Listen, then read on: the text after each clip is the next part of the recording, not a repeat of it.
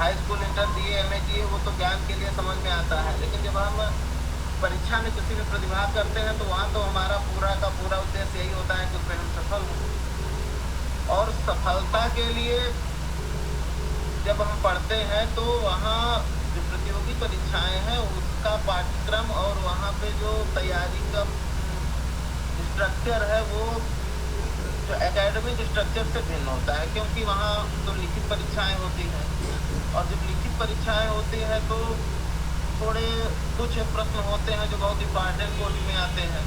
उसको हम लोग जैसे यहाँ काशी विद्यापीठ यूनिवर्सिटी के अंतर्गत हमारा कॉलेज एफिलिएटेड है, तो यहाँ भी देखते हैं हम लोग, इलाहाबाद विश्वविद्यालय में भी देखे, कानपुर विश्वविद्यालय से बीएड था तो वहाँ भी देखा कि जब एकेडमिक परीक्षाएं होती हैं तो उसमें कुछ प्रश्न होते हैं जो बार बार रिपीट होते हैं, वर्ष 2 वर्ष के अंतराल में कुछ प्रश्न नए आते हैं, तो वहाँ पे हम लोग उन्हें चयनित करके पढ़ लेते हैं और लिखना पड़ता है उसको।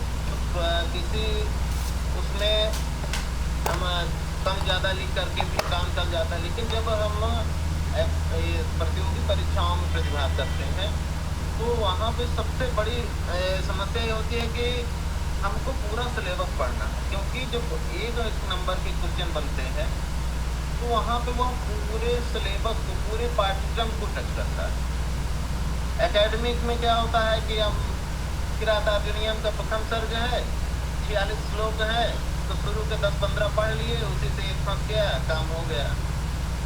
लेकिन अगर 5 क्वेश्चन एकेडमिक उसमें जो प्रतियोगी परीक्षाएं हैं उसमें किरातार्जुनीयम से 5 क्वेश्चन आने हैं, तो 1-2 क्वेश्चन कवि के बारे में पूछ लिया, 1-2 क्वेश्चन उसकी प्रशस्ति के बारे में कि किसने क्या कहा है या इनके बारे में क्या उपाधि है इत्यादि संबंधी, और 2-3 क्वेश्चन जब वो उस ग्रंथ के विषय में पूछता है तो एक आध शुरू से एक आध बाद से, तो वहां पे हम ये नहीं कह सकते हैं कि पहला श्लोक भी इम्पोर्टेंट जितना होता है वैसे अंतिम श्लोक भी इम्पोर्टेंट होता है, क्योंकि जैसे नाटकों में हम देखते हैं कि मंगलाचरण से भी, नांदी पाठ से भी क्वेश्चन आते हैं और भरतवाक्य से भी क्वेश्चन आते हैं।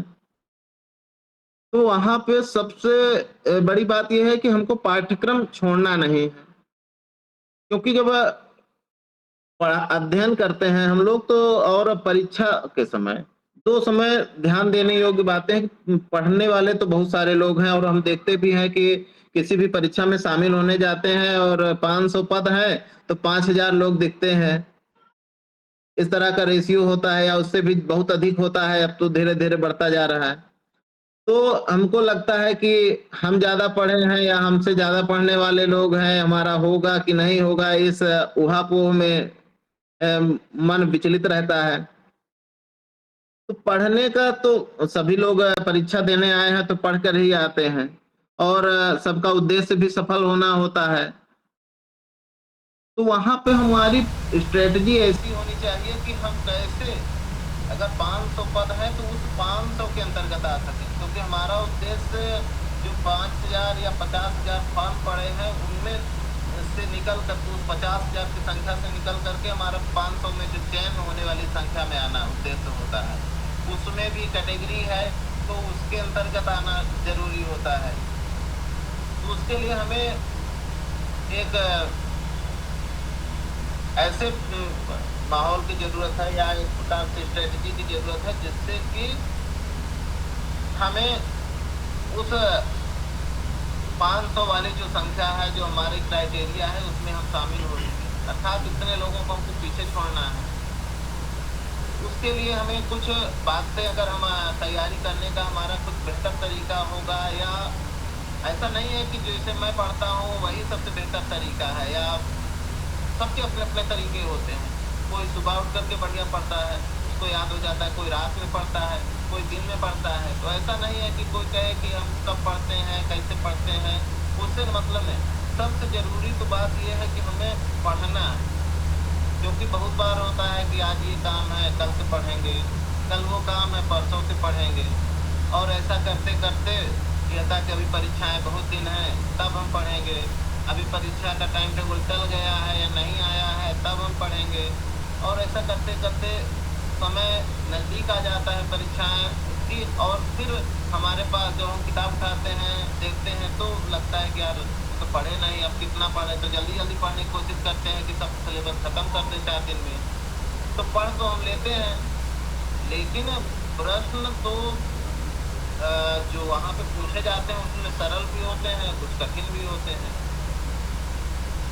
तो हम अगर बहुत जल्दी पढ़ते हैं तो कुछ सरल क्वेश्चन होते हैं जो हमारे छूट जाते हैं या गलत हो जाते हैं। उसका कारण ये होता है कि हमारा अभ्यास बार-बार का नहीं होता है। हम एक बार पढ़े और वहाँ पे जो विकल्प आते हैं, तो विकल्प में परीक्षा का प्रेशर होता है और वहाँ भ्रम की स्थिति आती है। कई बार हम सही उत्तर लगाने के बाद जब हम गोला करने जाते हैं, तब तक मन में आता है कि ये वाला नहीं, शायद ये वाला होगा, हम क्वेश्चन बदल देते हैं।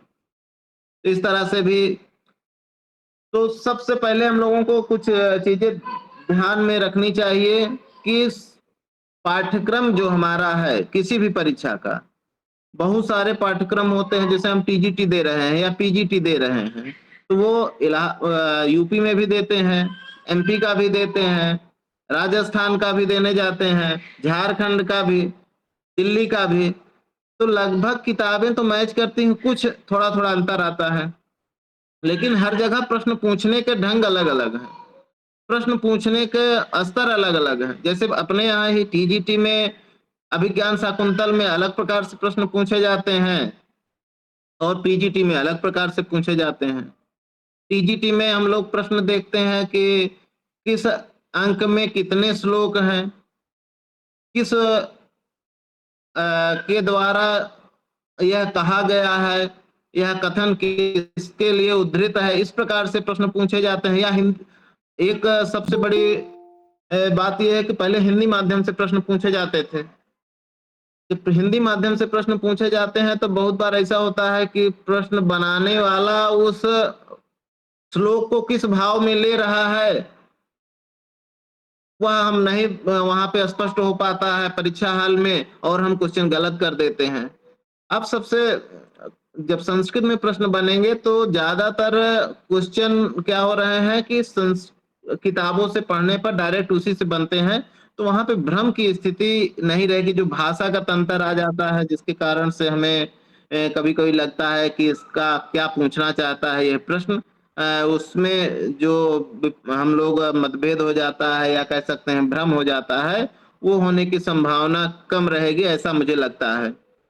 और जैसा कि अभी जो हायर का पेपर हुआ है, उसमें हम देखते हैं कि संस्कृत में जब क्वेश्चन पूछता है, तो ज़्यादातर क्वेश्चन सरल बनते हैं। उसका एक कारण ये भी होता है कि जब संस्कृत माध्यम से पूछा, क्योंकि हम ज़्यादातर विद्यालयों, विश्वविद्यालयों में पढ़ाई हिंदी माध्यम से होती है, संस्कृत की भी। तो वहाँ पे जब हम हिंदी माध्यम से पढ़ते हैं, तो ज़्यादातर हिंदी अनुवाद पे ध्यान देते हैं। कई बार होता है कि जैसे यहाँ पे है अपने टीजीटी में ही बाबूराम सक्सेना को आधार माना जाता है और उसमें कई बार खामियां दिखी, जिसमें बाद में प्रश्नों पे विवाद हुआ कि इसका अर्थ ये होना चाहिए, इसका अर्थ ऐसा हो गया। तो चूंकि उसमें दिया था और उसके सिलेबस में वर्णित है कि बाबूराम सक्सेना के अनुसार, तो फिर वही प्रमाण बन जाता है। तो एक बार हेतु अर्थ में तृतीया विभक्ति और चतुर्थी विभक्ति का विवाद पे प्रश्न हुआ था कि हेतु में कौन सी विभक्ति होती है और ताद्य अर्थ है चतुर्थी वाच्य, वहां पे चतुर्थी वाला है, कुछ लोग मार दिए, कुछ लोग हेतु से तृतीया मार दिए।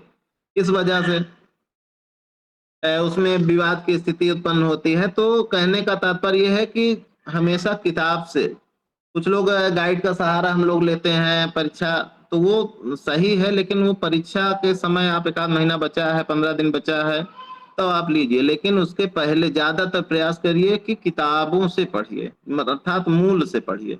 उससे क्या होगा कि अब क्वेश्चन पूछे जाते हैं, यहाँ पंक्ति किस ग्रंथ से है या किस ग्रंथकार के द्वारा लिखित है, तो वो पंक्ति हमें तभी याद होगी, क्योंकि जब हम गाइड या जो सीरीज आती है, शॉर्ट नोट्स आते हैं, उसमें पंक्तियां नहीं दी होती हैं।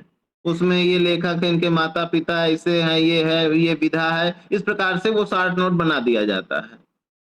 जब पहले शुरुआत में हम 12 में जब यूजीसी नेट की परीक्षा पहली बार जून में बहुविकल्पी माध्यम से, उसके पहले लिखित परीक्षा होती थी। तो पहली बार जब परीक्षा हुई तो शुरू के 1-2 पेपर 3 पेपर हम लोग देखते हैं तो उस समय का पेपर और आज के पेपर में बहुत सारा अंतर है। ज़्यादातर उस समय प्रश्न यही होते थे कि ये ग्रंथ किसके द्वारा लिखित है। कभी-कभी तो वही क्वेश्चन दोबारा रिपीट हो जाता था कि इस ग्रंथ का कौन-सा ग्रंथ है, ग्रंथकार का कौन-सा ग्रंथ है।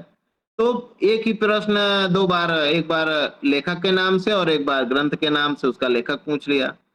तो सरल एक प्रकार से बनता था। फिर धीरे-धीरे चूँकि कॉम्पिटिशन बढ़ रहा है, तो धीरे-धीरे जब प्रश्न आगे बढ़े और पूछने का तरीका बदला तो वहाँ पे श्लोक संख्या पूछी जाने लगी, श्लोकों के अर्थ पूछे जाने लगे, वक्ता पूछे जाने लगे। श्लोक में कोई एक वाक्य है या कोई एक शब्द है, पद है, उसका अर्थ पूछा जाने लगा या यह विशेषण किसके लिए प्रयुक्त हुआ है, ऐसा पूछा जाने लगा। तो वो कहने का तात्पर्य है कि जब हम किताब से पढ़ते हैं तब वो चीज़ें आ पाएँगी, ना कि किसी सीरीज़ से या शॉर्ट नोट्स से। और एक बात ध्यान देने योग्य ये भी है कि जब हम पढ़ते हैं तो हमारा ये उद्देश्य होना चाहिए कि जब भी हम पढ़ें, तो उसको नोट ज़रूर करें।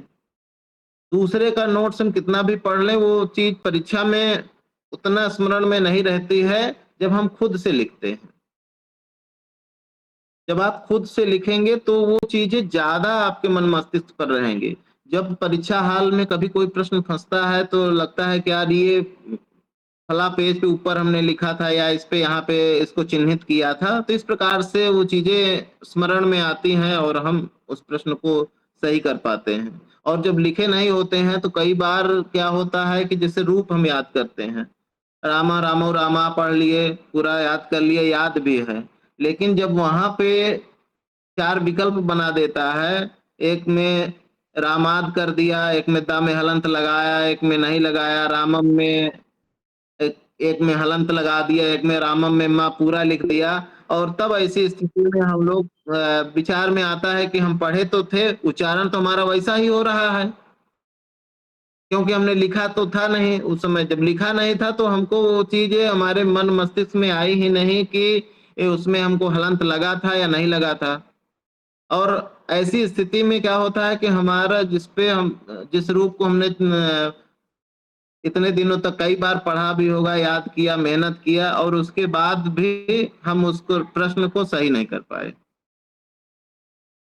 तो क्या हमारा ये लक्ष्य होना चाहिए कि हम जब पढ़ें, खासकर व्याकरण के क्षेत्र में या रूप इत्यादि याद करें, तो उसको बार-बार जितना आप लिख कर वैसे याद करते हैं मुँह-ज़बानी, उसको लिख करके फिर दोबारा मिलाना चाहिए क्योंकि सबसे ज़्यादा गलती वहीं पे होती है रूप में। क्योंकि हम लोगों के समय में बहुत सारे परीक्षार्थी जाते थे और जब हम लोग परीक्षा देकर निकलते हैं तो ये होता है ना कि हमने ये वाला किया है, हमने ये वाला किया है।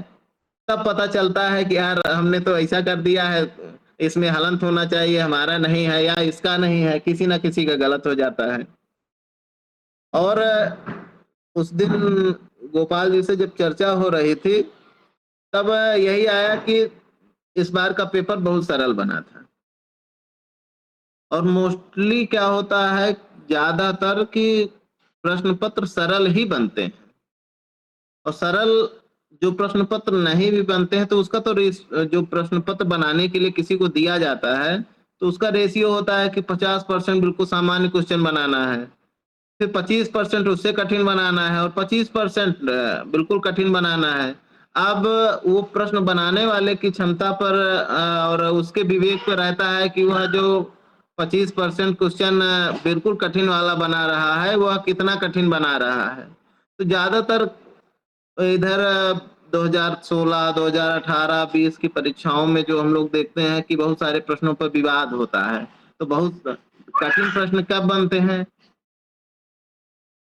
कि जब कठिन प्रश्न बनाने का आशा ये होता है कि हम ऐसा प्रश्न पूछ लें कि कोई ना जानता हो, उसके लिए हमको लीक से हट करके पूछना पड़ता है और जब हम लीक से हट करके पूछते हैं, तो उसमें कई बार ऐसा होता है कि हम ध्यान नहीं दे पाते हैं और हमारा तात्पर्य जो हम बताना चाहते हैं या पूछना चाहते हैं, वह बात उस प्रश्न से अलग हो जाती है। उस स्थिति में फिर प्रश्न पर विवाद होता है, और कोई जो प्रश्न पत्र का निर्माता है तो वो अपने ऊपर क्यों दाग लेगा कि भाई हमारे ऊपर वो फिर बाद में हम चलें उसकी सफाई दें या कोर्ट इत्यादि का मामला फंसे। जब होगा तो उसी से पूछा जाएगा कि भाई कहाँ से आपने रेफरेंस दिया, क्या किया। क्योंकि जब डायरेक्ट क्वेश्चन पूछते हैं तो वो तो आसान क्वेश्चन में आ जाता है। जब इनडायरेक्ट क्वेश्चन पूछा जाता है तो कई बार होता है ना कि हम लोग एक एक विषय में कई अलग अलग मत होते हैं। जैसे इको यणचि सूत्र है, इकः स्थाने यण स्यात् अच परे संहितायाम विषय, ये उसकी वृत्ति कहती है। तो बहुत सारे लोग मानते हैं कि जहां पे इक के बाद अच है वहां पे यण हो जाएगा, लेकिन इसमें इसी सूत्र से लोग कर लेते हैं। और बहुत सारे लोग जो हम लोग उसमें प्रकरण में पढ़ते हैं, उसके बाद एक सूत्र है तस्मिन् निर्दिष्टे तस्मिन् नित निर्दिष्टे पूर्वस्य, कि जहां पे तस्मिन अर्थात सप्तमी विभक्ति में जो निर्दिष्ट पद है वो भी लगभग वही अर्थ दे रहा है। तो अच शब्द है तो अच शब्द का सप्तमी में अचि बनता है। तो वहां पे बहुत सारे विद्वान, जैसे साक्षात्कार हुआ तो उसमें एक बार पूछा गया 46 वाले में भी 47 वाले में भी, तो पूछ लेते हैं कि आप तस्मिन निर्दिष्टे पूर्वस्य की उपयोगिता यहाँ पे मानते हैं कि नहीं मानते हैं। तो बहुत सारे लोग उसमें हैं कि हम मानते हैं वैयाकरण जो है, और बहुत सारे लोगों का मत है कि नहीं मानते हैं। तो चूंकि हमको परीक्षा वहां पे पास करनी है, विद्वत्ता नहीं दिखानी है। ये भी मैंने अनुभव किया कि अपने जो मित्र मंडली होती है या इतने समय जब कई बार परीक्षाएं देते हैं, तो या पुराने अब भी जो बच्चे जूनियर लोग अनुज लोग दे रहे हैं, तो सब अपना अपना अनुभव बताते हैं, भैया ऐसा हो गया वैसा हो गया। तो कई बार हम लोग देखते हैं जब परीक्षा देने से पहले पहुंचते हैं अपने कॉलेज पे, या कहीं कोचिंग कोई कर रहा है, या 4-6 लोगों का मित्र मंडली है उसमें जब इकट्ठा होता है, तो एक आध दो लोग होते हैं ना कि 2-4 क्वेश्चनों पे ऐसा डिबेट करेंगे, बात करेंगे, ऐसा लगेगा कि यार हमको तो कुछ आता ही नहीं, इनको तो बहुत कुछ आता है, और आप हतोत्साहित हो जाते हैं। और फिर मजे की बात क्या होती है, जब परीक्षा का रिजल्ट आता है तो उनका होता नहीं भाई साहब का सिलेक्शन भी।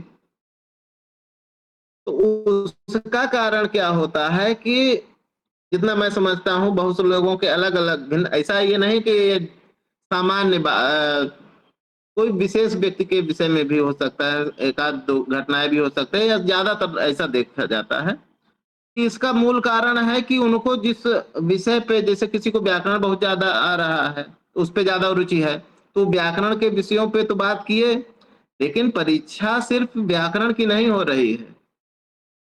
परीक्षा तो उस दिन पूरा जितना हमारा पाठ्यक्रम है उसकी हो रही है।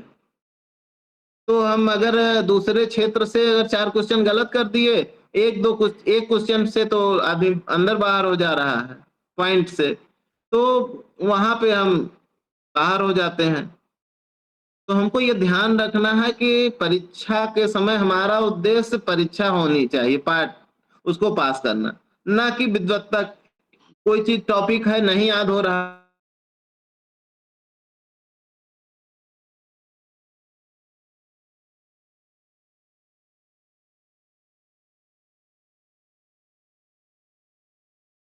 हाँ, जो सरल की वजह से जब आप किसी टॉपिक पे मन में आ जाता है कि ये नहीं आ रहा है, ऐसा हो रहा है, उसी में हम दिन भर बेचैन रहते, तो उस दिन की पूरी पढ़ाई ये हमारी डिस्टर्ब हो जाती है। तो ऐसा नहीं करना है। अगर कोई टॉपिक एक है, हर व्यक्ति के अपने अपने, किसी को साहित्य में रुचि है, किसी को व्याकरण में रुचि है, कोई वेद अच्छा उसमें रुचि रहता है, कोई दर्शन में रुचि है, कुछ लोगों को दर्शन नहीं समझ में आता है। अब नहीं समझ में आता है तो परीक्षा पास करना है, तो जैसे प्रश्न पूछे जा रहे हैं आप प्रश्नों की प्रकृति पे ध्यान दीजिए, और उसी के अनुसार से नहीं समझ में आ रहा है, बहुत ज्यादा अभी उलझने की जरूरत नहीं, क्योंकि परीक्षा का समय 2 महीना 1 महीना बचा हुआ है। और हम अगर सोचें कि हम वेदांत सार या सांख्य कारिका हमको नहीं समझ में आ रही, हम इसको बिल्कुल कंठस्थ कर लें, हमको समझ में आ जाए, तो उसके चक्कर में पूरा सिलेबस रखा रह जाएगा। तो कहने का तात्पर्य है कि हमको ऐसा तो नहीं, हम जो किताबें पढ़ें जहां से आ रहा है उसमें लिखना है नहीं हमको कि समझाना है कि अभितान्वयवाद क्या है, अन्विता विधानवाद क्या है। हमको सीधा-सीधा उसमें ऑप्शन देगा। अगर संस्कृत भी है तो उसको 2 बार 4 बार पढ़िए और इतना अपने में मन मस्तिष्क में बनाइए या कोई उसमें क्लू ढूँढिए कि जिससे हम उस परीक्षा हॉल में जब बैठे और हमारे सम्मुख जब वो 4 ऑप्शन आए, तो उसमें से हम सही कर सकें। बहुत से लोग क्या करते हैं कि इसी में पूरा पढ़ने के चक्कर में या हम जो जिस क्षेत्र में रुचि होती है, व्याकरण में रुचि है, तो प्रतिदिन जब पढ़ने बैठते हैं तो व्याकरण ही उठा लेते हैं और 1 घंटा, आधा घंटा व्याकरण पढ़े और फिर सोचते हैं कि थोड़ा साहित्य भी पढ़ लें। अब पूरी एनर्जी तो खत्म हो गई और क्योंकि हमारा रुचिकर क्षेत्र भी नहीं रह गया, व्याकरण में जितनी रुचि थी और जितना शुरू की एनर्जी थी उसमें हमने लगा दी। फिर हम सिर्फ पूर्ति के लिए पढ़ कर के रख देते हैं। तो वो समझ वो बात नहीं आ पाती है कि जो अगर हम चाहते तो उसको हम शुरू से में पढ़ते और व्याकरण हमारा रुचिकर सब्जेक्ट है तो उसको हम बाद में भी 1 घंटा साहित्य पढ़ने के बाद में या दर्शन पढ़ने के बाद में पढ़ लेते। तो हमारी हो सकता है वो एकाग्रता उस समय भी ज़्यादा बनी रहती। कई बार ऐसा भी होता है कि हम मान लीजिए किरात अर्जुनीयम का ही उदाहरण है। 46 श्लोक हैं और हम पढ़ना शुरू करते हैं। क्योंकि टीजीटी का सिलेबस है, तो उसमें एक-एक पंक्ति से पूछता है कितने श्लोक वंशस्थ छंद में कुल कितने श्लोक हैं, ऐसा भी पूछ लेता है। इनके द्वारा कितने श्लोक कहे गए हैं। द्रौपदी कितने श्लोकों की वक्ता है। तो इस प्रकार से भी तो वहाँ पे तो हमको संख्या भी गिननी होती है, संख्या भी मतलब कि बहुत ध्यान से पढ़ने की ज़रूरत है। तो हम क्या करते हैं कि 10 श्लोक पढ़े पहले दिन और 10 श्लोक हमारा अच्छे से मन लगा, फिर सोचते हैं कि यार अभी आधा घंटा पढ़ना है, किसी तरीके से हिंदी अनुवाद पढ़-पढ़ के खत्म कर दें। तो ठीक है, एक बार हमने पढ़ लिया, फिर हमको लगा कि यार अभी नहीं समझ में आया है, फिर हमने जब दूसरे या तीसरे चौथे दिन पढ़ा उसको, तो फिर वही शुरू से पढ़ा और फिर 10 श्लोक 12 श्लोक तक पहुँचते-पहुँचते फिर हमारी रुचि ये हो गया कि अब खाना बनाना है, खाना खाना है और फिर उसके बाद हमने कोटा पूर्ति के लिए उतना पढ़ कर के फिर रख दिया। तो क्या होता है कि जब किरात अर्जुनीयम से पहले शुरुआत में जब हम लोग पेपर बहुविकल्पी बताए ना कि जब शुरुआत हुई, तो सामान्य क्वेश्चन आते थे कि लेखक कौन है, कुल कितने श्लोक हैं, ये तो सब जो है। जब बाद में द्रौपदी पाँचों पांडवों को धिक्कारते हुए उनके लिए अलग-अलग विशेषणों का प्रयोग करती है, तो वहाँ से जब क्वेश्चन आने लगे, तो बहुत सारे लोगों को ध्यान में ही नहीं था। पढ़े भी थे तो ये नहीं ध्यान था कि ये विशेषण किसके लिए है। तो उस स्थिति में क्या होता है कि हमको पढ़ते समय डिवाइड कर लेना चाहिए कि हाँ 40 श्लोक हैं, 45 श्लोक हैं या 50 हैं या जिसमें 100 हैं कि हम 10 एक दिन पढ़ेंगे। जब अगले दिन पढ़ेंगे तो 11वें से शुरू करेंगे। तो जो शुरू की जो हमारी एनर्जी होगी, जो उस समय एकाग्रता होती है, जो हमारी तारतम्यता होती है, तो हम 11वें से करेंगे तो उसमें अगले 10 में हमारे ज़्यादा रुचि होगी। तो इस प्रकार से अगर आप पढ़ेंगे तो मुझे लगता है कि ज़्यादा अच्छा पूरे जो कंटेंट है, चाहे पूरा ग्रंथ है, उसपे ज़्यादा अच्छे से पकड़ बन पाएगी। या कभी-कभी हम उल्टे से आगे की तरफ पढ़ते हैं, पीछे से आगे की तरफ। तो उससे क्या होता है श्लोकों का अर्थ बार-बार तो उससे हमारी रुचि डाइवर्ट होती है और पढ़ने में वो एक नयापन आता है। कभी-कभी होता है ना कि एक किताब किसी व्यक्ति का 1 बार 2 बार परीक्षाएँ देता है, नहीं निकलती है, तो उस किताब से अरुचि हो जाती है। जब पढ़ते हैं हम, तो लगता है कि यार इस किताब में तो हम सब कुछ पढ़ चुके हैं। क्या नया है, हमको तो सब आ रहा है और जब परीक्षा देने जाते हैं तो वहाँ पे गलती हो जाती है। तो हम अगर दूसरे लेखक की या वही दूसरी किताब लेते हैं, तो वो एक नयापन आता है उसमें और फिर हम ज़्यादा एकाग्रता के साथ पढ़ते हैं कुछ दिन। तो ऐसा भी होता है। तो अलग-अलग कारण हो सकते हैं। इन ज़रूरी नहीं है कि जितने कारणों पे मैं बात कर रहा हूँ, सब कोई एक ही व्यक्ति के साथ वो घटित हो रहा हो। अलग-अलग लोगों के साथ हो सकता है। अगर किसी को अगर मेरे सुझाव से अगर एक में भी सुधार हो जाता है, उसको फ़ायदा होता है, तो ये बड़ी बात होगी। तो पहली बात है जो बहुविकल्पी परीक्षा का जो सिलेबस होता है, सबसे पहले तो हमको सिलेबस पढ़ना चाहिए। कई बार हम लोग देखते हैं कि सिलेबस से क्वेश्चन सही हो जाते हैं। कोई क्वेश्चन आया, किसी लेखक का कृतियाँ पूछा है कि ये किस की कृति है और वो हमारे सिलेबस में नहीं है, तो हम उसको अगर हमको वो क्वेश्चन नहीं आ रहा है, हमको तुक्का ही मारना है क्योंकि बहुविकल्पी प्रश्नों में सब्जेक्ट में माइनस मार्किंग होती नहीं, तो छोड़ के तो आना नहीं है। तो उस स्थिति में कभी-कभी थोड़ी-सी होशियारी या ऐसे इस प्रकार के तर्क-वितर्क हमें सही उत्तर तक पहुँचा देते हैं, जो अन्य लोगों से हमको 1-2 क्वेश्चन वहीं बढ़ा देते हैं, वहीं पे सिलेक्शन हो जाता है। कई बार है कि 4 जो हमसे प्रश्न पूछा है, मान लीजिए एक सामान्य क्वेश्चन है कि कोई ग्रंथ प्रसिद्ध है या वासवदत्ता पूछ लिया, अब हमको संयोग से नहीं आ रहा है कि ये किसकी कृति है। लेकिन उसमें पूछा कालिदास, भवभूति, भारवि और सुबंधु, तो हमने सुबंधु के बारे में पढ़ा ही नहीं है, जबकि उत्तर हमारा वही है। लेकिन अगर हमने सब जो बाकी के 3 ऑप्शन है, अगर उस पे हमारी पकड़ है कि इनकी ये ग्रंथ इनका ये रचना नहीं हो सकता, इनका ये ग्रंथ नहीं है, तो हम इस प्रकार से उल्टे चलकर भी अपने उत्तर तक पहुँच सकते हैं।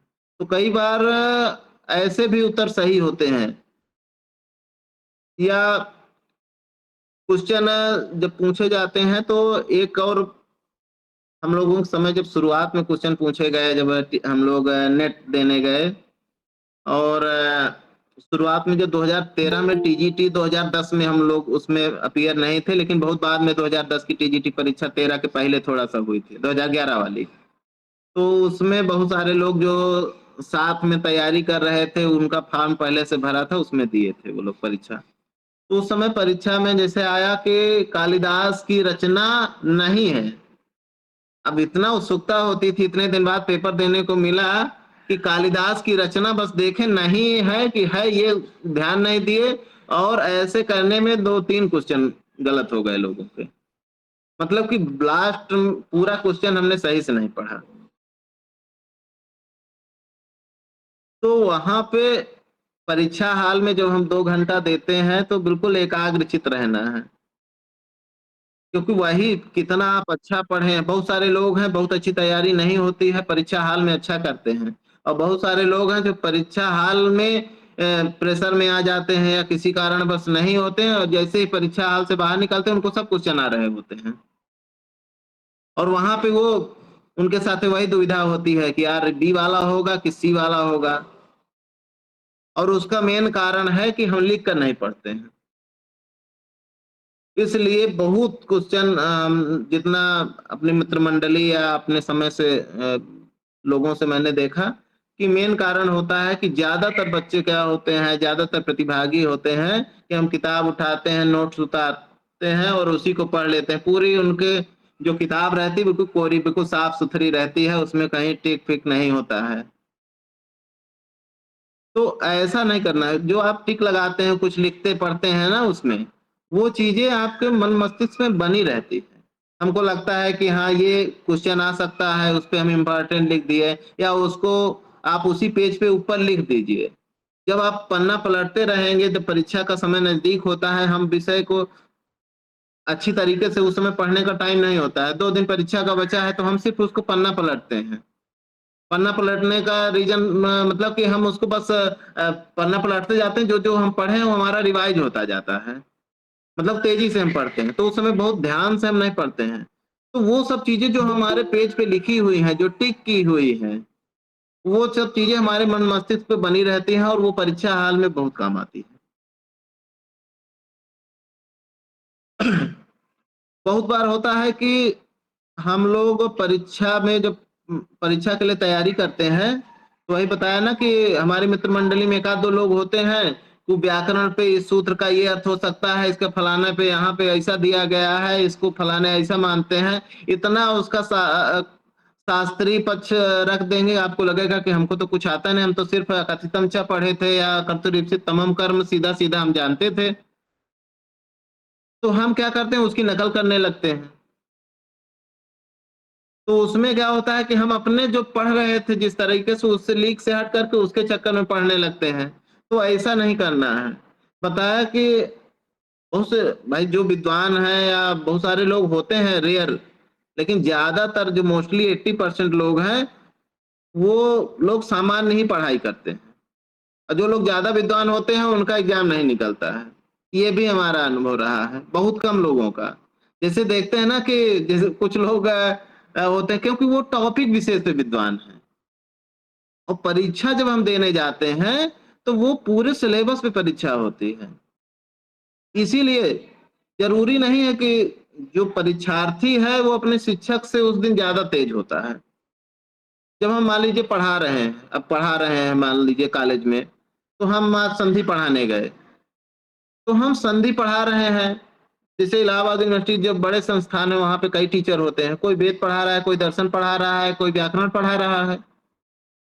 तो सबको सब पे उतनी गति नहीं है, लेकिन जो परीक्षार्थी है वो जब जाता है तो वो वेद भी, दर्शन भी वो सब पढ़ के जाता है। उस और वो चाहे क्या करके हम पूरा जो पेपर है वो कोई एक टीचर हमारा हल कर दे, तो शायद उससे वो बहुत कम नंबर पाएगा, टीचर हल करेगा तो। तो इसका मतलब ये नहीं है कि हम अ, टीचर कम आ रहा है या उसको नहीं आता है या हमको बहुत ज़्यादा, उसका सिर्फ़ और सिर्फ़ एक कारण है कि जब टीचर पढ़ता है, वो पढ़ाता है तो वो किसी विशेष एक टॉपिक पे या 2 श्लोक एक क्लास में पढ़ाने हैं, 4 श्लोक पढ़ाने हैं, तो वो व्यक्ति तैयार करके पढ़ा दिया। लेकिन जब हम परीक्षा देने जाते हैं तो उसके लिए 2 महीना, 6 महीना, 4 महीना तैयारी क्यों करते हैं? क्योंकि हम उस दिन उस 2 घंटे में हमारा वेद भी, व्याकरण भी, दर्शन भी, साहित्य भी सब कुछ और हमको याद भी होना चाहिए। जानकारी में हमारे मन मस्तिष्क में वो चीज़ होनी चाहिए। उस समय ये ऑप्शन नहीं रहेगा क्योंकि जब हम क्लास में पढ़ाते हैं तो हमारे पास किताब भी होती है। हम वहाँ पे देख भी सकते हैं। तो प्रेशर नहीं होता है, भले हम ना देखें उस समय। हमें वो सूत्र याद हो, जैसे जब परीक्षा हम लोग दे करके आए, तो उस समय बहुत सारी परीक्षाएँ हुई, उस अंतराल में जब इतनी परीक्षाएँ पास किया।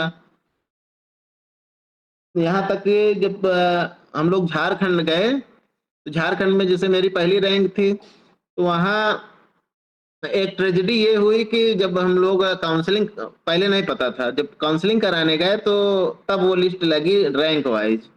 पहले रैंक पर मेरा नाम था, मैं गया पहले डॉक्यूमेंट चेक कराने के लिए और सब कुछ डॉक्यूमेंट चेक हो गए जब, तो उसने कहा कि टीसी नहीं है आपके पास। तो टीसी जनरली अब इंटर के बाद मिलती ही नहीं है। यूनिवर्सिटी से तो माइग्रेशन मिलता है। अब बताया गया, वो माना ही नहीं रहा था, कहा नहीं टीसी। तो जो उसमें डीओ डिस्ट्रिक्ट एजुकेशन ऑफिसर होता है वहाँ पे, तो वो उस समय अनुपस्थित था, उसका जो जूनियर था वो मेरा सारा डॉक्यूमेंट चेक कर लिया, कहा हाँ बहुत अच्छा है, सब कुछ है, चाय भी पिलाया। और उसने डीओ से बात की कि हाँ इनको छोड़ दिया जाए, चेक हो गया है जो प्रथम रैंक वाले का। तो हम चलने लगे, जैसे हम गेट पे पहुंचे तो उसका तुरंत फोन आ गया कि आ रहे हैं हम और रोक लीजिए। अब बस वो आया है, वही टीसी फिर से मांगा है हमसे और टीसी तो था नहीं मेरे पास। तो उसने उस पे वो कर दिया, टीसी विदाउट टीसी नॉट वो है, तो फिर वो 2 महीना उसमें डिले हुआ, फिर लिखवा करके एफिडेविट देना इत्यादि। तो कई बार हमारे साथ क्या होता है ना कि ट्रेजेडियाँ ऐसी हो जाती हैं, तो उस स्थिति में उसका परिणाम क्या हुआ कि जब 2 महीने का समय था उसी बीच में सुपर टेट की परीक्षा हुई। जब सुपर टेट की परीक्षा हुई, जब वहाँ होता तो आदमी देने का कोई औचित्य नहीं था। जब वहाँ पे नियुक्ति नहीं हुई, डिले था, तो अब कब होगा, कैसे होगा? उस स्थिति जब हम लोग सुपर टेट देने गए, तो सुपर टेट जब पास उसकी परीक्षा दिए तब यहाँ ज्वाइनिंग हो गई उसके पश्चात। तो उसमें भी सुपर टेट में जब बाद में भरना हुआ फॉर्म तो नहीं भरा गया कि एक सीट खराब होगी। तो वो सुपर टेट में भी जब क्वेश्चन इसी तरह पूछा, जब 14 सब्जेक्टों का पूरा उसमें था और सामान्य-सामान्य क्वेश्चन ही आए थे और लोग बहुत ऐसे होता है कि जो छोटे सामान्य क्वेश्चन होते हैं वो कठिन वो गलत कर देते हैं। जैसा इसी बार 2016 की परीक्षा में ज़्यादातर लोगों ने बताया कि बहुत सरल पेपर आया था। तो सरल इस हिसाब से है कि जो लोग पढ़े हैं, कुछ लोग क्या करते हैं कि इन्हीं का इसी सरल पेपर में बहुत अच्छी जो सिर्फ असिस्टेंट प्रोफेसर के टीजीटी, पीजीटी में थे वो लोग तैयारी कर रहे थे, उनके 55 क्वेश्चन ही लगभग हो रहे हैं, 54 क्वेश्चन ही हो रहे हैं और सामान्य लोगों के 60 क्वेश्चन हो रहे हैं।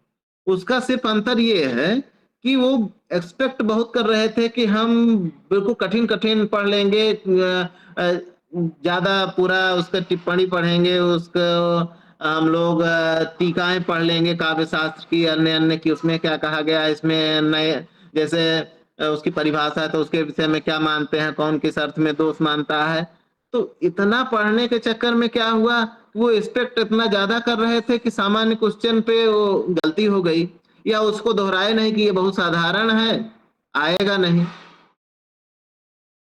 तो जब भी हमारा जितना भी 1 या 2 बार हुआ है, एक बार 2010-11 वाली परीक्षा में बहुत व्याकरण पूछ लिया था टीजीटी या पीजीटी में और एक बार ये जो 46 वाला पेपर हुआ था, जिसमें हम लोग प्रतिभाग किए थे, उसको कहते हैं चूँकि वो पहली बार पेपर ही बना था, तो कहते हैं कि वो थोड़ा कठिन था। बाकी सरल क्वेश्चन तो सरल इन द सेंस क्या है कि हम जब एक बार कठिन क्वेश्चन आ गया तो हम उसी के अनुसार पढ़ने लगे और जब सरल क्वेश्चन आता है तो बहुत सारे लोगों का गलत हो जाता है। तो जैसे मैंने उस दिन कहा कि इसको हम इस प्रकार समझ सकते हैं कि 5,000 लोग या 50,000 लोग परीक्षा में बैठ रहे हैं मान लीजिए संस्कृत की और एक आया कि आचार्य विश्वनाथ के ग्रंथ का नाम क्या है? साहित्य दर्पण है, तो हमने अगर उस क्वेश्चन को गलत कर दिया या कोई भी अन्विता विधानवाद और अभिधान्वयवाद बहुत ज़्यादा पूछा जाता है, हमेशा और सरल है, बस इसमें पूछा जाता है कि किसका मत है और हमेशा ज़्यादातर बच्चे अगर 10 लोगों का ग्रुप होता है अच्छे जो कॉम्पिटिशन मतलब वो बीट करने के लिए पढ़ाई कर रहे हैं, उनमें से 5 लोगों का वो गलत होता है।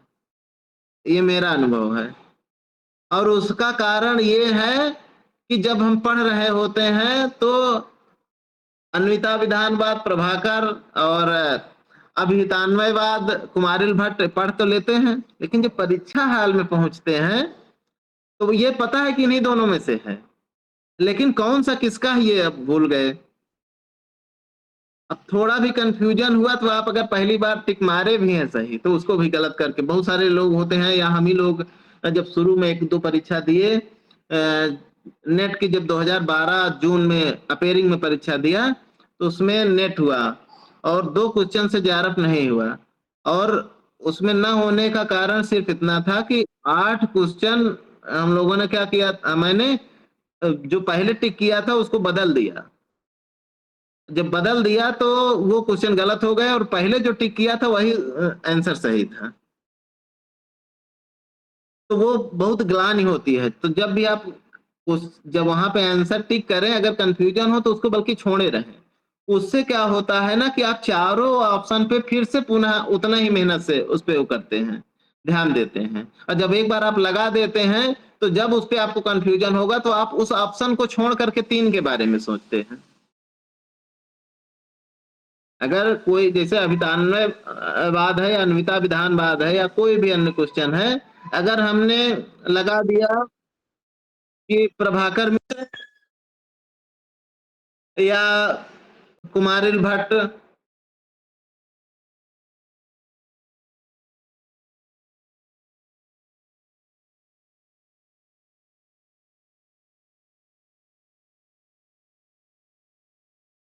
करते हैं, तो इसलिए अगर आपको संदेह लग रहा है तो उसको आप टिक ही मत करिए। तो उससे क्या होगा फिर जब आप दोबारा लौट के आएँगे या बाद में जब सोचेंगे, तो फिर से चारों ऑप्शन पे सोचेंगे। ये मुझे लगता है कि ट्रिक हो सकती है जिससे हम फिर से अगर उस पे ज़्यादा ध्यान देंगे तो सही होने का और उससे ये भी होता है कि अगर हम पहले सही किए थे बाद में बदल देते हैं तो पूरा वो पछतावा भी रहता है बहुत दिनों तक कि हम पहले सही किए थे। तो आप ये नहीं किए रहेंगे तो जो करना है आप करेंगे तो उससे ये ग्लानि भी नहीं रहेगी आपके मन में कि हम सही करके गलत कर दिए। हमारा जो परीक्षा की तैयारी के समय एक और पक्ष होना चाहिए कि जिन विषयों पे मान लीजिए हमारे व्याकरण में, साहित्य में ज़्यादा रुचि है, तो हमको सबसे पहले उसी को पढ़ लेना चाहिए एक बार। उससे क्या है ना कि हाँ, उससे हम निश्चिंत हो जाएँ कि ये वाला हमारा पोर्शन तैयार हो चुका है। अब जो बाकी समय है, जब जैसे-जैसे परीक्षा नज़दीक आती है, तो हमारी एकाग्रता थोड़ा बढ़ती जाती है। जब परीक्षा दूर होती है ना कि 6 महीने हैं, अभी अगले साल पेपर होगा तो पढ़ लेंगे, ऐसा होगा, वैसा होगा। तो कभी मन लगता है, कभी नहीं लगता है, चीज़ें हम ध्यान देते हैं, फिर भूल जाती हैं। लेकिन जब परीक्षा 1 आध महीना बचती है, डेढ़ महीना, 2 महीना बचती है, तो उस समय एकाग्रता बन जाती है। और उस समय जो हम पढ़ते हैं, तो जो चीज़ें नहीं भी हमारे समझ में आ रही होती हैं, तो वो चीज़ें समझ में आने लगती हैं, क्योंकि उस समय हमारा माइंड ज़्यादा एकाग्र होता है। जैसे एकेडमिक परीक्षाओं में भी क्या होता है ना कि ज़्यादातर लोग ऐसे फ़ील करते होंगे, हम तो बच्चों से भी क्लास में पूछते हैं और हर साल कहते भी हैं कि जब परीक्षाएँ आती हैं तो पूछते हैं कि क्या मन में आ रहा है?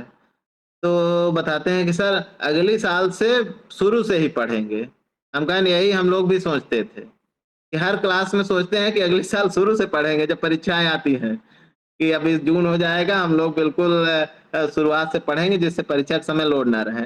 लेकिन फिर पूरा सत्र हम लोग इसी तरह कल पढ़ेंगे, परसों पढ़ेंगे में निकाल देते हैं और जब फिर परीक्षा आती है तो हम लोग फिर सोचते हैं कि अगले साल से इस बार गलती नहीं करेंगे, शुरू से पढ़ेंगे जिससे परीक्षा के समय ज़्यादा लोड ना रहे। तो परीक्षा के समय जो हमारे कठिन मान लीजिए व्याकरण के क्षेत्र में किसी को या दर्शन के क्षेत्र में रुचि नहीं है, तो उस समय आते हैं तो ज़्यादा याद होता है। तो उस समय उसको ध्यान में रख सकते हैं। तो हमारा जो मजबूत पक्ष है वो पहले से तैयार होगा। दूसरी बात ये भी करनी है कि जिसे प्रसिद्ध है कि अनाभ्यासे विषम शास्त्रम।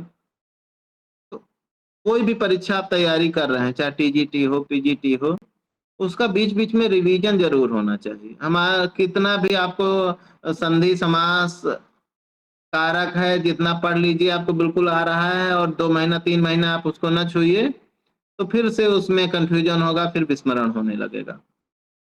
तो जिसकी जैसे हर व्यक्ति की अलग-अलग याददाश्त क्षमता है कि कितने दिनों में उसको रिवीजन की आवश्यकता है, वो प्रत्येक व्यक्ति पर अलग हो सकता है, तो वो हमको करना चाहिए क्योंकि संस्कृत ऐसा विषय है जिसका सिलेबस किसी भी विषय के अन्य चाहे वो टीजीटी का होगा तो टीजीटी वाले की अपेक्षा कम है और पीजीटी का होगा तो अन्य विषयों के पीजीटी की अपेक्षा कम है। लेकिन हमारे यहाँ सिलेबस देखने में कम है। अब रामायण लिख दिया सिलेबस में तो लोगों को लगता है कि यार एक ही लाइन में हो गया, एक ही शब्द है। लेकिन उस सिलेबस के अंदर कितना मैटर है और क्या पूछा जा सकता है, इस बारे में हम लोग नहीं ध्यान दे पाते हैं। शुरुआत में जैसे रामायण और महाभारत यूजीसी के सिलेबस में है, तो जब रामायण महाभारत रहता था तो लोग रामायण महाभारत हम लोगों के समय कहना रामायण महाभारत के बारे में तो हम लोग जानते ही हैं और इसको नहीं पढ़ेंगे। लेकिन जब क्वेश्चन पूछने लगा तो वही क्वेश्चन गलत हो गया रामायण महाभारत से। क्योंकि कहानी तो पूरी मालूम है, लेकिन पूछ लिया कि ये कथा किस कांड के अंतर्गत आती है। तो जो हमारा सामान्य ज्ञान है तो हम रामायण की कथा तो जानते हैं, लेकिन किस कांड में कौन सी कथा है, जहाँ पे बॉर्डर एरिया पे है या किसमें है, तो हम वहां पे गलती हो जाती है। पूछा वही जाता है जहाँ पे आपको फंसाया जा सके ज्यादातर। तो उसमें क्या हुआ तब लोग रामायण महाभारत वो किए। हम लोग भी उसके बाद आया था जब जियो का फ्री वाला वो आया था, पहले उसके पहले तो कोई जब नेट नहीं रहता था, यूट्यूब वूट्यूब देखता नहीं था कोई और टीवी से महाभारत एक आध एपिसोड देखा था, अच्छा लगता था, लेकिन कभी लाइट नहीं, कभी कुछ नहीं। तब हमने रामायण महाभारत पूरा देखा। फिर उससे भी नहीं बात बनी तो जो रामायण का कंटेंट होता है, जैसे कोई भी हम किताब पढ़ते हैं तो किस अध्याय में क्या है पढ़ते हैं ना, तो उसमें शुरू में ऐसे पूछा है कि इसका सबरी वृत्तांत किस कांड में है। अब आदमी सबरी वृत्तांत तो ज्यादातर सब लोग जानते हैं भाई ये सबरी वृत्तांत है, लेकिन अब किस कांड में जब पूछ लिया तो मामला फंस गया। तो उसके लिए उसमें देखिए कि किस कांड के अंतर्गत वो अनुक्रमणिका में है, उससे आप वो करिए। जब हम दिल्ली का डीएसएसबी का पेपर देने गए तो वहाँ तो सिलेबस ही नहीं है। वहाँ कुछ भी पूछ लेता है, मतलब कि पूछेगा संस्कृत साहित्य, व्याकरण, दर्शन वो है, लेकिन वहाँ पूछने का जो टीजीटी के क्वेश्चन है, वहाँ देखिए बिल्कुल नैतिक श्लोकों से श्लोक दे देगा, उसी श्लोक से 4 क्वेश्चन पूछ लेगा, सामान्य क्वेश्चन। और जब पीजीटी में आप जाएँगे, तो वहाँ पे क्या करेगा कि वो संस्कृत साहित्य को टारगेट करता है और 1-2 किताबों को टारगेट करता है। वो जैसे पुराने पुराने भी पेपर मैंने देखे जब देना था, तब वो क्या करता है 1-2 किताब पकड़ेगा, जैसे मान लीजिए नल चंपू पकड़ लिया, अब उससे 10 क्वेश्चन पूछ लेगा। हम लोग जब पेपर देने गए थे उस बार वासवदत्ता से 12-13 क्वेश्चन पूछा था। तो उससे क्या करता है कि वो 2-3 किताबों को पकड़ा, बाकी वो सामान्य चीज़ें पूछता है। सामान्य चीज़ें आप जब किताब हम पढ़ते हैं तो वो बहुत सारा कवि के बारे में क्या प्रशस्ति है, क्या कहा गया है, तो हमको भूमिका, जब भी हम किताब पढ़ें तो उसकी भूमिका ज़रूर पढ़ें। एक क्वेश्चन आया था वहाँ पे डीएसएसबी में और वो कहीं नहीं मिल रहा था और बाद में जब उसको मैंने देखा, तो जो काव्य प्रकाश की हम लोगों की किताब हम लोग विश्वेश्वर वाली जो पढ़ते हैं, आचार्य विश्वेश्वर की इलाहाबाद यूनिवर्सिटी में, तो वहाँ पे सौंदर्यम अलंकारः पूछा था कि किसका कथन है, जल्दी से मिल ही नहीं रहा था कहीं पे और उसकी भूमिका के पहले पेज के पहले पैराग्राफ में ही वो वहाँ पे दिया गया। इसी प्रकार से अनेकों उदाहरण हैं कि जिसमें हम देखते हैं कि भूमिका से क्वेश्चन आते हैं। तो कोई भी किताब, खासकर जैसे हम टीजीटी, पीजीटी को लक्ष्य में रख करके जब पढ़ते हैं, तो वहाँ पे हमको भूमिका से पूरी किताब जो प्रमुख किताबें हैं और हो सके तो जैसे अब भाई कॉम्पिटिशन बढ़ गया, हर जगह परीक्षाएँ हो रही हैं आयोगों की, तो उसमें हमारा लक्ष्य होना चाहिए कि हमारे पास एक या एक से अधिक जो अच्छे लेखक हैं, जो अच्छी किताबें हैं, जिनको लोग कहते हैं कि अच्छा है, जिसमें कंटेंट अच्छा दिया गया है, वर्तनी अशुद्धि कम है, तो वैसी 1 से ज़्यादा किताबें, अगर 2 किताबें हैं, तो उसका एक फ़ायदा और भी है कि एक किताब से जब हम 1-2 बार पढ़ लेते हैं, तो उसे ऊब लगने लगती है कि इसका सब पढ़ा हुआ है। तो दूसरे से पढ़ते हैं, तो उसकी शब्द शैली, जो लेखन शैली होती है, वो अलग होती है, तो हमको नयापन महसूस होता है, तो हमें मन ज़्यादा लगता है। फिर जैसे व्याकरण पे हम लोग जब 2013 में पेपर दे रहे थे, तो व्याकरण सभी लोग पढ़ते हैं बढ़िया से, कारक संधि समास यही लक्ष्य होता है उस समय और पूछा था कि गाम दोग धिपया है। अब कौन सा उदाहरण था नहीं याद है, लेकिन एक उदाहरण इसी में से ले लेते हैं कि गाम दोग धिपया है। पूछा गाम में किस सूत्र से द्वितीय विभक्ति है और दिया था कर्मण द्वितीया तथा युक्तम च अनिप्सितम और अकथितम च और कोई दे दिया और हम लोगों ने, ज्यादातर लोगों ने क्या किया, उसमें अकथितम च मार दिया,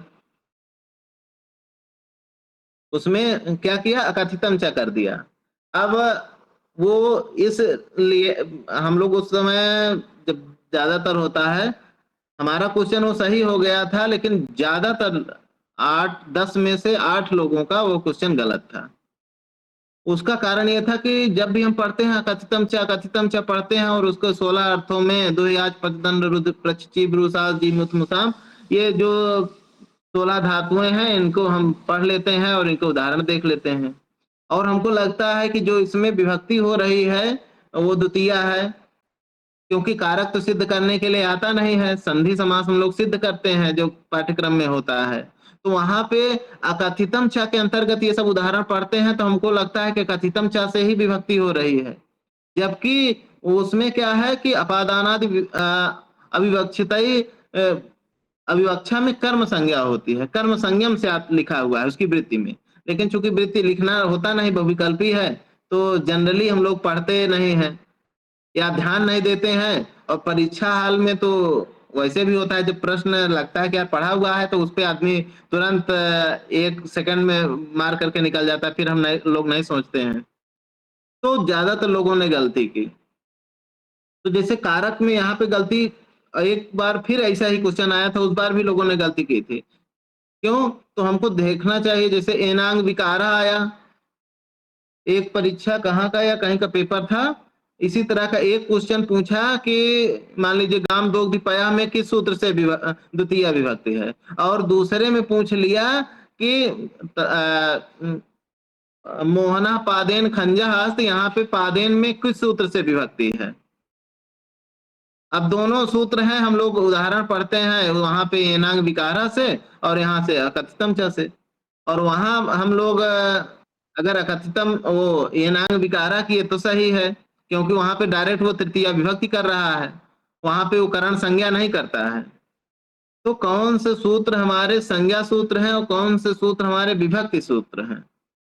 व्याकरण में यहाँ पे गलती होने की संभावना रहती है, तो जो परीक्षार्थी हैं तो वो इस दृष्टि से भी जब भी उदाहरण पढ़ें तो देखें। यही गाम दोग दिपया इत्यादि उदाहरणों में एक क्वेश्चन और कई किसी आयोग में पूछा गया था, बहुत दिनों से एग्जाम देना नहीं होता है तो याद नहीं कहाँ पे पूछा गया था, लेकिन उसमें पूछा गया था कि गाम दोग दिपया में अभिवक्षा में तो द्वितीया हो गई, अगर विवक्षा होती तो फिर कौन सी विभक्ति होती? मतलब विवक्षा मतलब वक्तुम इच्छा विवक्षा, जो बोलने वाले की इच्छा थी तो उसमें वह उसको नहीं कहना चाहता था, अगर वह द्वितीय विभक्ति ना हो तो कौन सी विभक्ति होगी? अब इसमें ज्यादातर लोगों ने ध्यान ही नहीं दिया था कि कैसे होगा, क्योंकि गाय से दूध दुहा जा रहा है, अलग हो रहा है तो वहां पे अपादान होगा। लेकिन जब जितना हम लोग तर्क बाहर अभी बातचीत होती है तब कर लेते हैं, स्वस्थ मस्तिष्क होता है, लेकिन जब हम परीक्षा हाल में 10 लोगों में एक ही लोगों का सही दिशा में दिमाग तर्क जाता है, बाकी 9 लोगों का, क्योंकि प्रेशर होता है, तो उस समय ये सब बातों का जो परीक्षा के समय अगर हम लोग ध्यान दें तो हो सकता है कि ज्यादा बेहतर कर पाए, क्योंकि देखिए पढ़ते सब लोग हैं और परीक्षा सब लोग देते हैं, लेकिन हम देखते हैं ना कि कुछ लोग कम पढ़ते हैं, कम समय देते हैं, लेकिन उनका नंबर अच्छा आता है। तो वो जो 2-2.5 घंटे का है या जो हमारा अध्ययन का क्रम होता है कि कैसे हम पढ़ें, किस हिसाब से पढ़ें, तो इन सब चीजों पे जो छोटी छोटी है, छोटी छोटी चीजें, हो सकता है कि सबके साथ ये एक प्रॉब्लम हो, किसी के साथ 2 हो, ये तो मैं सबका समग्र रूप से, कुछ मेरे साथ घटी है, कुछ दूसरे के साथ घटी है। संस्कृत में एक ऐसा भी होता है, जैसे हम लोग बीए में पढ़ाते हैं, तो जब हम लोग पहली बार कोई चीज, खासकर जैसे अनुवाद है, कोई श्लोक है, उदाहरण हम लोग याद करते हैं, तो कभी गलत अगर उच्चारण याद हो जाता है, हम उसमें नहीं ध्यान देते हैं, तो फिर बाद में वो चीज अगर एक बार याद हो गई, फिर आप जान भी गए कि हमसे यहाँ पे गलती हो रही है, तो जल्दी से सुधरता नहीं है। खासकर परीक्षा हाल में जो आपको गलत याद हुआ था पहली बार, वही याद आता है। कभी कभी परीक्षा हाल में होता है ना कि कोई श्लोक है, हम याद कर रहे हैं, उसकी एक लाइन दूसरी श्लोक की याद आ रही है, और दूसरा, और जो दूसरे सेकंड चरण है, मतलब कि तृतीय और चतुर्थ चरण है उस श्लोक का, वो दूसरे श्लोक की आ रही है, लेकिन उस समय वो चीजें हम लोगों को नहीं वहां पे डिफाइन हो पाती हैं कि ये किसकी है। उस समय तो जो हम पढ़ते हैं उसका उच्चारण करते हैं याद करने के लिए, तो उस समय वो लगता है कि हम लोग सही कर रहे हैं, वो तो जब परीक्षा, जब हमारा ओएमआर जमा हो जाता है तब हमको पता चलता है कि ऐसा होता है। तो ये कुछ बातें हैं। एक बहुत जरूरी परीक्षा संबंधी एक हमारा अनुभव ये भी है कि बहुत सारे लोगों से गलती होती है, जो ओएमआर भरते हैं। तो बहुत जगह ऑनलाइन परीक्षा होती है तो उसमें ये अच्छा रहता है कि अगर आपसे गलती हो गई तो आप बदल लीजिए। तो ओएमआर में बहुत सारे लोगों से गलती होती है कि वो पहला क्वेश्चन टिक किए, दूसरा किए, तीसरा उन्होंने किया नहीं है, और चौथा किया है तो चौथा वाला तीसरे पे लगा दिए। अब वो अगर उन्होंने जहां तक नहीं ध्यान दिया तो वो पूरा का पूरा गलत हो गया। या कभी कभी होता है कि एक लाइन में 5-5 का जैसे क्रम है, 25 तक पहुंचे, अब 25 के बाद हमको 26वां करना था, और उन्होंने गलती से 25वां या 26वां आगे पीछे कर दिया, तो आगे का पूरा गलत हो गया।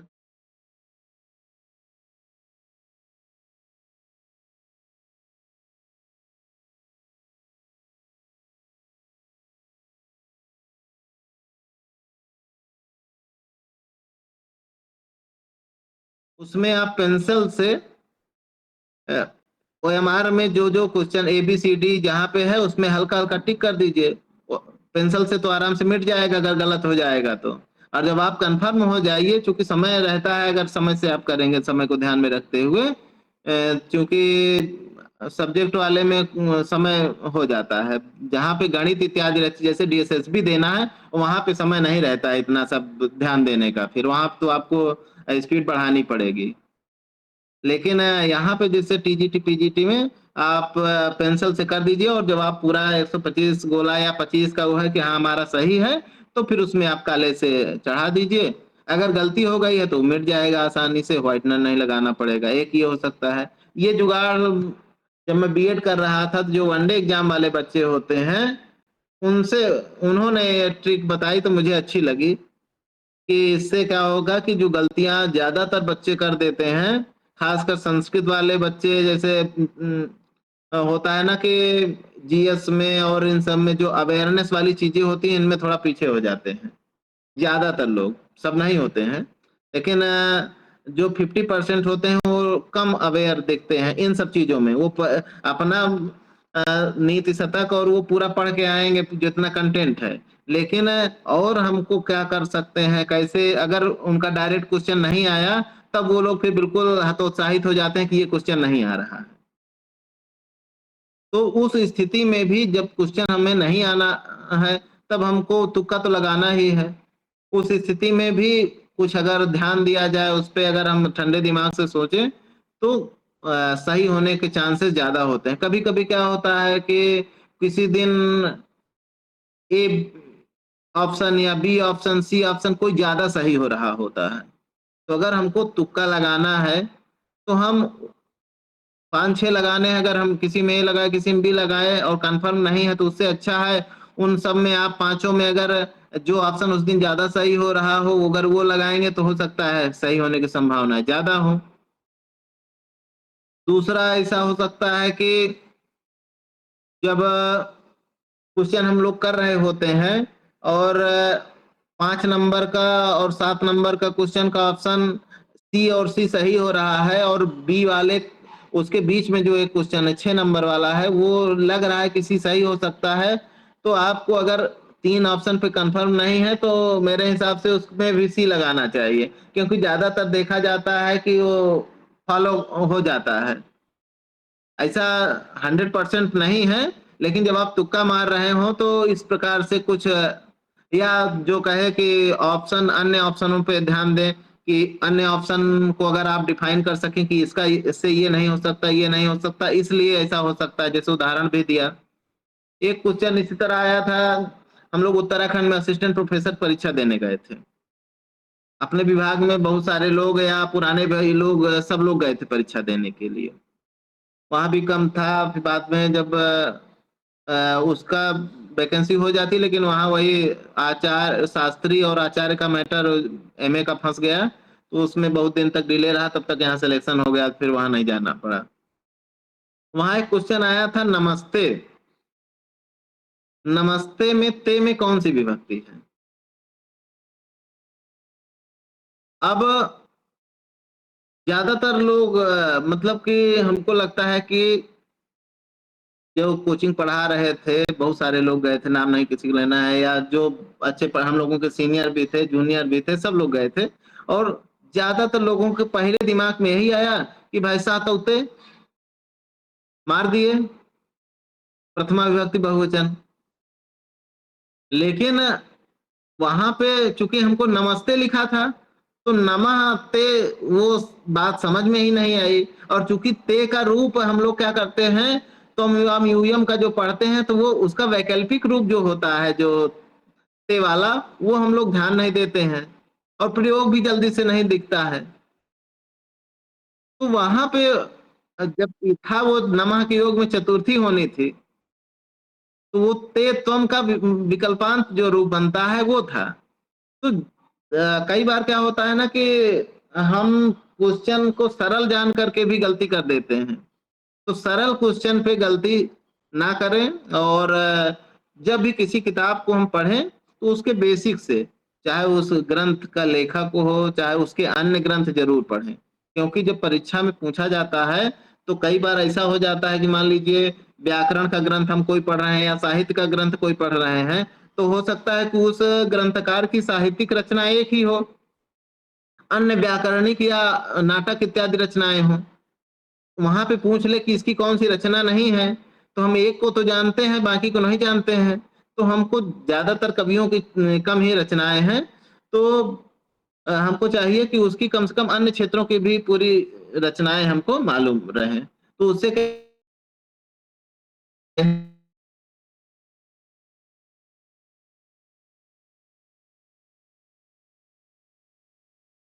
कम से कम उसकी 3 रचनाएं होनी चाहिए। जैसे ये क्वेश्चन भवभूत के प्रसंग में ज्यादातर पूछा जाता है, क्योंकि उनकी 3 रचनाएं हैं और चौथा ऑप्शन आराम से कोई भी एक रख दो, प्रश्न बन जाता है कि इनमें से भवभूत की रचना कौन सी नहीं है।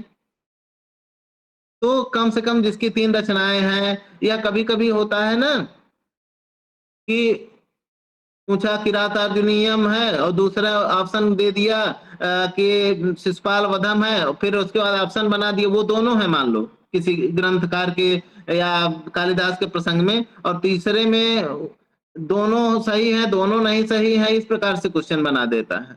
तो कहने का तात्पर्य है, जब भी आप क्वेश्चन हमको पढ़ना है परीक्षा हाल में खासकर, उस समय एकाग्र रहना है और पहले पूरा क्वेश्चन अच्छे से पढ़ना है। खासकर अगर वो हो तो एक पेंसिल रखिए अपने पास, अगर लास्ट में नहीं दिखा है उसको टिक कर लीजिए, या वो पूछ क्या रहा है, फिर चारों ऑप्शन को पढ़िए और फिर इत्मीनान सरल है तब भी आप पूरे चारों ऑप्शन को। हमसे गलती ज्यादातर ऐसे ही होती है कि हम सरल क्वेश्चन दिख गया कालिदास की रचना है, अभिज्ञान शाकुंतलम मार दिए, बाद में ही नहीं देखे कि कुमार संभव भी दिया था। ऐसे भी बहुत सारे क्वेश्चन लोगों के गलत हुए देखे हैं हम लोगों ने, कि कहीं 3 ऑप्शन तो हमने देखा ही नहीं, विज्ञान शाकुंतलम मैंने टिक कर दिया और बाद में तो कुमार संभव भी था और उसके नीचे ऑप्शन था ए और बी दोनों। जिन्होंने देखा नहीं तो वहां तक वो पहला विज्ञान शाकुंतल मारे और निकल गए। तो इन सब बातों में हमको ध्यान रखना है, जिससे परीक्षा के समय हमारा जो कंसंट्रेशन है वो हमारे विषय पे रहे। अपने उस समय कभी-कभी कुछ लोग दूसरों से भी पूछते हैं, अगल-बगल से। अगर आप किसी को नहीं जानते हैं, तो मैं तो यही कहूँगा कि उसके हिसाब से मत मारिए।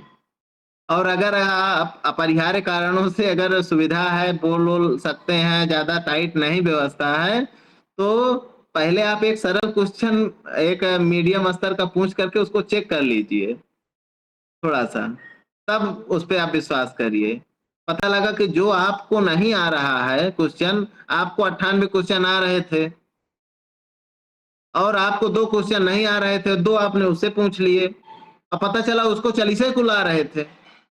तो आप बताइए, अगर 2 पे आप तुक्का अपने दिमाग से लगाते तो ज़्यादा सही कर सकते थे कि जो 100 में 40 किया है वो उसके दिमाग से लगाएँगे तब सही कर सकते हैं। तो अगर हमको 98 हम सही कर सकते हैं तो हमारा बुद्धि विवेक ज़्यादा होगा, हो सकता है हम अपने दिमाग से सोच करके अपने तर्क से करेंगे तो ज़्यादा सही, वो हो सकता है तो सही हो जाए। हमेशा सरल क्वेश्चन को तो हमको ध्यान रखना ही है कि वो गलत ना हो। अगर सरल क्वेश्चन नहीं गलत होगा तो जब कठिन आता है तो बताया ना कि 5000 में से अगर एक सरल गलत किए तो आप 4000 से पीछे हो गए। 4000 लोग उसको सही करते हैं और एक कठिन क्वेश्चन अगर है और उसको आप सही कर लिए तो बहुत हुआ, 20-25 लोग उसको सही किए, 50 लोग 100 लोग सही किए हैं तो आप सिर्फ 100 लोगों से आगे जाते हैं।